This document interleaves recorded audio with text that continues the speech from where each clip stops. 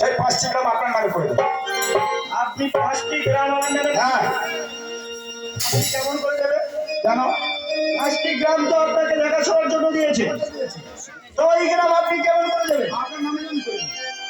বেশ, আর আমি যদি 5 টাকা হেরে যাই, আমি বাসন্তী মার্কেটটাই দিয়ে দেব। দেবেন তো? বসে যান, বসে যান।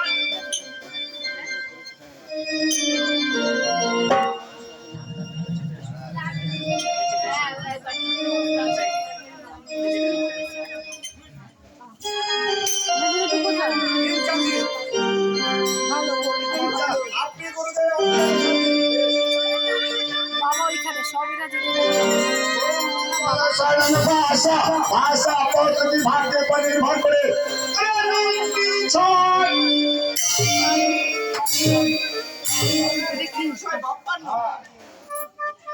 মাথা খারাপ হয়ে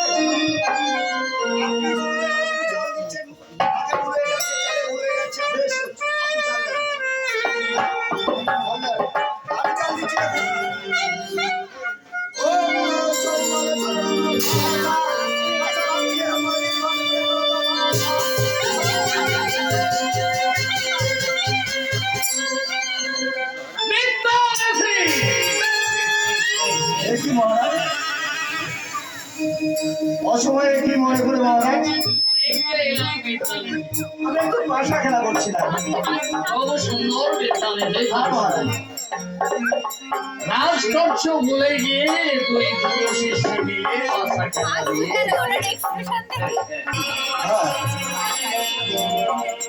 আমারই বিরুদ্ধে আচরণ করে, তাহলে তার শাস্তি হবে ভয়ঙ্কর ভয়াবহ।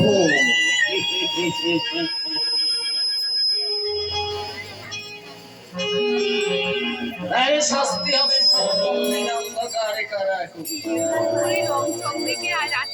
এবং অষ্টম দিনে প্রকাশ্য রাজপথ থেকে তার চুলের মুঠে ধরে টানতে মশালে নিয়ে গিয়ে দেওয়া হবে জীবন্ত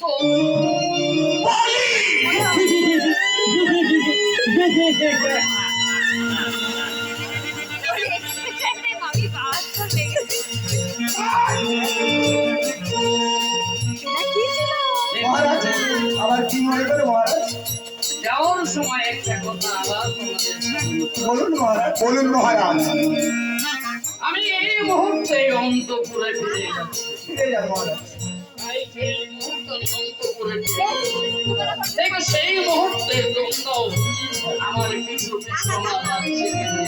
হ্যাঁ সারা রাজ্য ঘুরে ঘুরে দেখবে আমার আদেশ ঠিক ঠিক মতো পালন। যদি আমার আদেশ কোথাও বাঁচে এবারটা মরবে। সিংহাসনে বসে কথাটা যেন হ্যাঁ মহারাজ।